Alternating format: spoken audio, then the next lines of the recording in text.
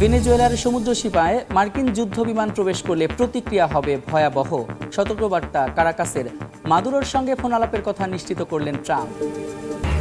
ঘূর্ণিঝড় ও বন্যায় এশিয়ার 3 দেশে প্রাণহানি 9 শতাধিক। শ্রীলঙ্কায় মৃত বেড়ে 334, ইন্দোনেশিয়ায় উদ্ধার কাজে ধীরগতি। চুরি বেড়ে যাওয়ায় উদ্বেগে বাসিন্দারা। ভারতের তামিলনাড়ুতে ভয়াবহ বাস দুর্ঘটনায় 11 জন নিহত, আহত অন্তত 60। অস্ট্রেলিয়ার মাঝ আকাশে 2টি ছোট বিমানের সংঘর্ষ, পাইলটের প্রাণহানি। গাজায় থামছেই না ইসরায়েলি বর্বরতা, হামলায় নিহত আরও 2 ফিলিস্তিনি। অধিকৃত পশ্চিম তীরে সেনা অভিযান, দুর্নীতি মামলায় প্রেসিডেন্টের কাছে ক্ষমা চাইলেন নেতানিয়াহু। যুদ্ধবন্ধে ইউক্রেন যুক্তরাষ্ট্র আলোচনা, বৈঠক ফলপ্রসূ হলেও সিদ্ধান্তে পৌঁছানো জটিল, জানালেন পররাষ্ট্রমন্ত্রী রুবিও। রাশিয়া সফরে যাচ্ছেন মার্কিন দূত উইটকফ। এবং ফ্যাসিবাদ বিরোধী বিক্ষোভে উত্তাল ক্রোয়েশিয়া, সংখ্যালঘুদের ওপর হামলার প্রতিবাদ। ইউ এর অনুদান বিলম্ব হওয়ায় গ্রিসে কৃষকদের সড়ক অবরোধ, পুলিশের সঙ্গে সংঘর্ষ। রাশিয়া ইউক্রেন যুদ্ধ বন্ধে স্থানীয় সময় রোববার যুক্তরাষ্ট্রের ফ্লোরিডার হ্যালেন্ডেল বিচে শান্তি আলোচনা অনুষ্ঠিত হয়। আলোচনায় অংশ নেন মার্কিন পররাষ্ট্রমন্ত্রী মার্কো রুবিও, মার্কিন বিশেষ দূত স্টিভ উইটকফ ও প্রেসিডেন্ট ট্রাম্পের জামাতা জ্যারেড কুশনার। পাশাপাশি ইউক্রেনের জাতীয় নিরাপত্তা ও প্রতিরক্ষা কাউন্সিলের প্রধান রুস্তেম উমেরভের নেতৃত্বাধীন একটি প্রতিনিধি দল এই আলোচনায় অংশ নেন। আলোচনার উদ্দেশ্য যুদ্ধ থামিয়ে ইউক্রেনকে সার্বভৌম ও স্থায়ীভাবে স্বাধীন রাখার রূপরেখা তৈরি করা। আলোচনা ফলপ্রসূ হয়েছে বলে জানান মার্কিন পররাষ্ট্রমন্ত্রী মার্কো রুবিও। বলেন, আলোচনার লক্ষ্য শুধুমাত্র যুদ্ধ শেষ করা নয়, বরং এমন একটি কাঠামো তৈরি করা যা ইউক্রেনকে ভবিষ্যতে স্বাধীন রাখবে এবং যুদ্ধ থেকে বিরত রাখবে। যুদ্ধ বন্ধ হলে শুধু দেশ পুনর্গঠন হবে না, বরং বিশাল অর্থনৈতিক অগ্রগতির পথেও প্রবেশ করবে বলে জানান মার্কো। যুক্তরাষ্ট্র ও পশ্চিমাদের সঙ্গে উত্তেজনার মধ্যে শত্রুর যে কোনো হুমকির দাঁত ভাঙা জবাব দিতে প্রস্তুত বলে হুঁশিয়ারি দিয়েছে ইরান। দেশটির ন্যাশনাল নেভি ডে উপলক্ষে এক অনুষ্ঠানে এমন মন্তব্য করেন জ্যেষ্ঠ সামরিক কর্মকর্তা মেজর জেনারেল আমির হাতামি। এদিকে আরেক জ্যেষ্ঠ সামরিক কর্মকর্তার দাবি, 12 দিনের সংঘাতে অন্তত 33টি দেশ ইসরায়েলকে সহায়তা করেছে। এমন অবস্থায় রোববার ইরান সফরে যাওয়ার কথা তুরস্কের পররাষ্ট্রমন্ত্রী হাকান ফিদানের। দুদেশের বৈঠকে নিরাপত্তা, বাণিজ্য ও আঞ্চলিক সংকট সহ বিভিন্ন বিষয়ে আলোচনা হবে বলে জানা গেছে। স্থানীয় সময় শনিবার ইরানের ন্যাশনাল নেভি ডে উপলক্ষে দেশটির নৌবাহিনীর জন্য কুর্দিস্তান ভাসমান নৌঘাঁটি উদ্বোধন করা হয়। নৌবাহিনীর দক্ষিণ নৌবহরে যুক্ত করা হয় সাহান্দ ডেস্ট্রয়ার বা যুদ্ধজাহাজ। অনুষ্ঠানে নৌবাহিনীর সদস্যদের প্রশংসা করে মেজর জেনারেল আমির হাতামি বলেন, শত্রুর যে কোনো হুমকিতে দাঁত ভাঙা জবাব দিতে প্রস্তুত ইরান। জাতীয় স্বার্থ ও জনগণের নিরাপত্তায় ইরান অটল অবস্থানে উল্লেখ করে ইসরায়েলের কর্মকাণ্ড আঞ্চলিক শান্তি ও নিরাপত্তা বিঘ্নিত করছে বলেও মন্তব্য করেন তিনি। এদিকে চলতি বছরের জুনের মাঝামাঝিতে ইসরায়েলের সঙ্গে 12 দিনের সংঘাতে শত্রুপক্ষের মোট 196টি যুদ্ধবিমান ও ড্রোন ভূপাতিত করা হয়েছে বলে জানিয়েছেন ইরানের জ্যেষ্ঠ বিমান প্রতিরক্ষা কমান্ডার ব্রিগেডিয়ার জেনারেল রেজা খাজে। বলেন, এ যুদ্ধ শুধু ইসরায়েলের সঙ্গে নয়, বরং ন্যাটো ও পশ্চিমা প্রযুক্তির সঙ্গে সরাসরি লড়াই। ওই যুদ্ধে অন্তত 33টি দেশ ইসরায়েলকে সহায়তা করেছে বলেও দাবি করেন তিনি। এদিকে রোববার ইরান সফরে যাচ্ছে তুরস্কের পররাষ্ট্রমন্ত্রী হাকান ফিদান। সেখানে ইরানের পররাষ্ট্রমন্ত্রী আব্বাস আরাকচি ও অন্যান্য উচ্চ পর্যায়ের কর্মকর্তার সঙ্গে বৈঠক করার কথা রয়েছে তার। দ্বিপক্ষীয় বৈঠকে দুদেশের বাণিজ্যিক সম্পর্ক আরও গতিশীল করা, ইরানের পরমাণু কর্মসূচির শান্তিপূর্ণ সমাধান সহ বিভিন্ন বিষয়ে আলোচনা হতে পারে। আন্তর্জাতিক আহ্বানের পরও গাজায় থামছে না ইসরায়েলি হামলা। এতে আরও 2 ফিলিস্তিনি প্রাণ হারিয়েছেন। উপত্যকার পাশাপাশি অধিকৃত পশ্চিম তীরের নাবলুস, কালকিলিয়া ও জেনিনেও দখলদার বাহিনী অভিযান চালিয়েছে। এদিকে দীর্ঘদিন ধরে চলা দুর্নীতির মামলায় ইসরায়েলি প্রেসিডেন্টের কাছে আনুষ্ঠানিক ক্ষমা চেয়েছেন প্রধানমন্ত্রী বেনিয়ামিন নেতানিয়াহু। যুদ্ধবিরতির পরও থামছে না ইসরায়েলের বর্বর হামলা। স্থানীয় সময় রোববার গাজায় হামলা চালায় নেতানিয়াহু বাহিনী। এতে হতাহত হন কয়েকজন ফিলিস্তিনি। স্বাস্থ্য মন্ত্রণালয় জানায়, যুদ্ধবিরতি পরবর্তী মৃতের সংখ্যা বেড়ে দাঁড়িয়েছে 356 জনে। যুদ্ধবিরতির পরও পশ্চিম তীরে দিনভর চলে সেনা অভিযান। নাবলুসের দক্ষিণে আকরাভা ও উত্তর পশ্চিমে সেভাস্তিয়ায় বহর নিয়ে ঢুকে পড়ে ইসরায়েলি সেনারা। আবাসিক এলাকায় টহল ও অবস্থান নিয়ে তৈরি হয় উত্তেজনা। কোনো সংঘর্ষ না হলেও চলাচলে বাধা, ঘরে ফেরার পথে দীর্ঘ সময় আটকে রাখা, সব মিলিয়ে জীবনকে দুর্বিষহ করে তুলেছে। গাজায় দেখা দিয়েছে ওষুধ সংকট।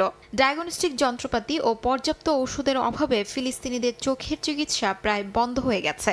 প্রায় 4000 গ্লুকোমা রোগী অন্ধত্বের ঝুঁকিতে আছে বলে জানায় গাজার স্বাস্থ্য মন্ত্রণালয়। এদিকে দীর্ঘদিনের দুর্নীতি মামলায় জাতীয় ঐক্যের স্বার্থে ইসরায়েলের প্রেসিডেন্ট আইজ্যাক হারজগের কাছে আনুষ্ঠানিক ক্ষমা চেয়েছেন প্রধানমন্ত্রী বেনিয়ামিন নেতানিয়াহু। তবে এই অনুরোধ নতুন ক্ষমতা বিন্যাস ও বিচার প্রক্রিয়ায় বড় প্রভাব ফেলতে পারে বলে মনে করছেন রাজনৈতিক বিশ্লেষকরা। ঝড় ও বন্যায় শ্রীলঙ্কা, ইন্দোনেশিয়া ও থাইল্যান্ডে প্রাণহানি ছাড়িয়েছে 9 শতাধিক। এখনও নিখোঁজ রয়েছেন অনেকে, চলছে উদ্ধার কাজ। এদিকে ঘূর্ণিঝড়ে বিধ্বস্ত ইন্দোনেশিয়ায় বন্যায় ক্ষতিগ্রস্তদের উদ্ধারে চলছে কার্যক্রম। ইন্দোনেশিয়ার সুমাত্রার আচেহ, নর্থ সুমাত্রা ও ওয়েস্ট সুমাত্রার 3 প্রদেশে প্রাকৃতিক দুর্যোগের ভয়াবহতা সবচেয়ে বেশি। ঘূর্ণিঝড় সেনিয়ার আঘাতে পাহাড় ধসের ঘটনায় এখনও নিখোঁজ অনেকেই। সেন্ট্রাল তাপানুলি ও সিভলগায় সড়ক যোগাযোগ বিচ্ছিন্ন। এ অবস্থায় সমুদ্রপথে ত্রাণ পৌঁছানোর প্রস্তুতি চলছে। ঘূর্ণিঝড়ের ক্ষতচিহ্ন দৃশ্যমান গ্রামগুলোতেও। বাসিন্দারা জানান, পানি নেমে গেলেও রাস্তাঘাট পরিষ্কার না হওয়ায় স্বাভাবিক হয়নি চলাচল। চুরি ও লুটপাটের ভয়ে ঘরবাড়ি ছেড়ে আশ্রয়কেন্দ্রে যাননি অনেকেই। সুমাত্রার কয়েকটি এলাকায় দোকানপাটেও ঘটেছে চুরির ঘটনা। পুলিশ বলছে, দুর্গত এলাকায় ত্রাণ না পৌঁছানোয় এমন ঘটনা ঘটাচ্ছেন কেউ কেউ। এদিকে ঘূর্ণিঝড় দিতুয়ার আঘাতে বন্যা ও ভূমিধসে শ্রীলঙ্কার মৃতের সংখ্যা বেড়ে দাঁড়িয়েছে 193-এ। এখনও নিখোঁজ রয়েছে প্রায় 200 জন। পরিস্থিতি মোকাবেলায় দেশটিতে জরুরি অবস্থা জারি করা হয়েছে। দেশজুড়ে ক্ষতিগ্রস্ত হয়েছে 5 লাখেরও বেশি মানুষ। প্রায় 78,000 বাসিন্দাকে সরিয়ে নেওয়া হয়েছে আশ্রয়কেন্দ্রে। ভয়াবহ বন্যায় ফিলিপিন্সে অনেকের মৃত্যুর পর দুর্নীতির অভিযোগ ঘিরে বিক্ষোভে নতুন মাত্রা পেয়েছে। বন্যা প্রতিরোধে বরাদ্দ কোটি ডলার গায়েব হয়ে যাওয়ার অভিযোগে স্থানীয় সময় রোববার ম্যানিলায় সমাবেশ করেছে বামপন্থী রাজনৈতিক দল ও সাধারণ শিক্ষার্থীরাও। এ সময় প্রেসিডেন্ট বংবং মার্কোস জুনিয়রের পদত্যাগ দাবি করেন বিক্ষুব্ধরা। ঘূর্ণিঝড়ে বিপর্যস্ত মালয়েশিয়ার আচেহ প্রদেশে শুকনো খাবার ও চিকিৎসা সামগ্রী পাঠিয়েছে আন্তর্জাতিক সংস্থা। আর জরুরি যোগাযোগ সচল রাখতে বিনামূল্যে স্টারলিং সেবা দেওয়ার ঘোষণা দিয়েছে ইলন মাস্ক। এছাড়াও কলম্বোর নিম্নাঞ্চল এখনও ডুবে আছে পানিতে। মধ্যাঞ্চলের বহু গ্রামে ভেঙে পড়েছে যোগাযোগ ব্যবস্থা। ভয়াবহ ঘূর্ণিঝড়ে শুধু ইন্দোনেশিয়া নয়, থাইল্যান্ড, মালয়েশিয়া এবং শ্রীলঙ্কায় সবচেয়ে বেশি মানুষের মৃত্যু হয়েছে। যুক্তরাষ্ট্র সামরিক হুমকির মাধ্যমে ভেনেজুয়েলার বিশাল তেল ভান্ডার দখলের চেষ্টা করছে বলে অভিযোগ করেছে কারাকাস। ওপেকের ভার্চুয়াল বৈঠকে এই অভিযোগ তুলেছেন দেশটির vice president Delcy Rodriguez. Washington এরই মধ্যে ক্যারিবীয় সাগরে সামরিক উপস্থিতি আরও বাড়িয়েছে। ভেনেজুয়েলার সমুদ্র সীমায় মার্কিন যুদ্ধজাহাজ প্রবেশ করলে প্রতিক্রিয়া আরও ভয়াবহ হবে বলে সতর্ক করেছেন মাদুরো।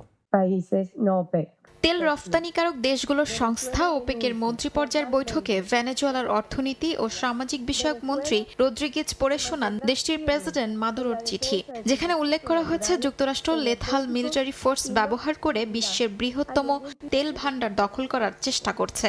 এমন পদক্ষেপ বৈশ্বিক জ্বালানি বাজারের ভারসাম্য এবং উৎপাদনের স্থিতিশীলতাকে গুরুতরভাবে প্রভাবিত করবে বলে সতর্ক করা হয়। রদ্রিগেজ সাফ জানান, ভেনেজুয়েলা নিজেদের প্রাকৃতিক সম্পদ রক্ষায় দৃঢ় প্রতিজ্ঞ, কোনো হুমকি মানবে না। এদিকে ভেনেজুয়েলা ঘিরে যুক্তরাষ্ট্রের সামরিক তৎপরতার নতুন মোড় নিয়েছে। ট্রাম্প প্রশাসন ক্যারিবিয়ানে সামরিক উপস্থিতি বাড়িয়েছে। এছাড়াও মাদক পাচার বন্ধে সম্ভাব্য স্থল অভিযানের ইঙ্গিতও দিয়েছে। মার্কিন প্রেসিডেন্ট হুঁশিয়ারি দিয়ে বলেছেন, ভেনেজুয়েলা বিপজ্জনক অপরাধীদের যুক্তরাষ্ট্রে পাঠাচ্ছে, তাই প্রয়োজনে সব বিকল্প ব্যবহারের সম্ভাবনা উন্মুক্ত থাকবে। মার্কিন প্রেসিডেন্ট ভেনেজুয়েলার আকাশসীমা পুরোপুরি বন্ধের ঘোষণা দেয়ায় আন্তর্জাতিক মহলে নতুন উত্তেজনা সৃষ্টি হয়েছে। এই পদক্ষেপের নিন্দা জানিয়েছে মাদুরো সরকার। ভেনেজুয়েলার সমুদ্রসীমায় প্রবেশ করলে এর প্রতিক্রিয়া গুরুতর হবে বলেও সতর্ক করেছেন মাদুরো। বিক্ষোভে উত্তাল বিশ্বের বিভিন্ন দেশ। ক্রোয়েশিয়ায় ফ্যাসিবাদ বিরোধী বিক্ষোভ করছে শত শত বিক্ষোভকারী। স্পেনে দুর্নীতি অভিযুক্ত সরকারের বিরুদ্ধে প্রতিবাদ জানায় আন্দোলনকারীরা। দুর্নীতির বিরুদ্ধে প্রতিবাদ জানায় আরেক দেশ ফিলিপিন্স। এদিকে গ্রিসে ইউরোপিয়ান ইউনিয়নের অনুদান বিলম্ব হওয়ার প্রতিবাদ জানায় দেশটির কৃষকরা। রাজপথে জড়ো হয়েছেন শত শত বিক্ষোভকারী। স্থানীয় সময় রোববার ক্রোয়েশিয়ার রাজধানী জাগ্রেব সহ 3টি শহরে হাজারো মানুষ বর্ণবাদ, ব্যক্তিত্ব উপাসনা ও সাম্যবাদ বিরোধী স্লোগান দেন। বিক্ষোভকারীদের ছত্রভঙ্গ করতে রাস্তায় নামে পুলিশ। সম্প্রতি সার্বিয়ান সংখ্যালঘুর ওপর হামলার কারণে ফুঁসে ওঠে দেশটির জনগণ। স্পেনের প্রধান বিরোধী দল পার্তিদো পপুলারের নেতা আলবের্তো নুনেস ফেইজো গণমঞ্চ থেকে জরুরি নির্বাচনের ডাক দেন। এ উপলক্ষে রাজধানী মাদ্রিদে স্পেনের পতাকা হাতে জড়ো হন হাজারো আন্দোলনকারী। প্রায় 40,000 সমর্থক দেশটির প্রধানমন্ত্রী পেদ্রো সানচেজের সরকার ও দুর্নীতির অভিযোগের বিরুদ্ধে প্রতিবাদ করেন। ফিলিপিন্সের রাজধানী ম্যানিলায় রাস্তায় নামে শত শত মানুষ। প্ল্যাকার্ড হাতে সরকারের দুর্নীতির বিরুদ্ধে একসঙ্গে অবস্থান নেন তারা। আন্দোলনকারীরা অভিযোগ করেন, সরকারি তহবিলের 1 ট্রিলিয়নের বেশি অর্থ গোপন বরাদ্দ ও অনিয়মে নষ্ট হয়েছে। দেশটির রাজধানী ছাড়া অন্যান্য শহরেও দুর্নীতির বিরুদ্ধে বিক্ষোভ করেন অনেকে। এদিকে গ্রিসে কৃষকেরা ইউরোপিয়ান ইউনিয়নের অনুদান বিলম্ব এবং দুর্নীতির তদন্তের প্রতিবাদে সড়ক অবরোধ করেন। প্রায় 600 মিলিয়ন ইউরোর অনুদানের বিলম্ব নিয়ে ক্ষোভ জানান তারা। এ সময় পুলিশের সঙ্গে সংঘর্ষ হয় আন্দোলনকারীদের। বিক্ষোভকারীদের ছত্রভঙ্গ করতে কাঁদানে গ্যাস নিক্ষেপ করে পুলিশ। যুক্তরাষ্ট্রের ক্যালিফোর্নিয়ায় বন্দুক হামলায় অন্তত 4 জন নিহত এবং 10 জন আহত হয়েছেন। স্থানীয় সময় শনিবার সন্ধ্যায় একটি জন্মদিনের অনুষ্ঠানে এই হামলার ঘটনা ঘটে। এই ঘটনায় কাউকে আটক করতে পারেনি পুলিশ।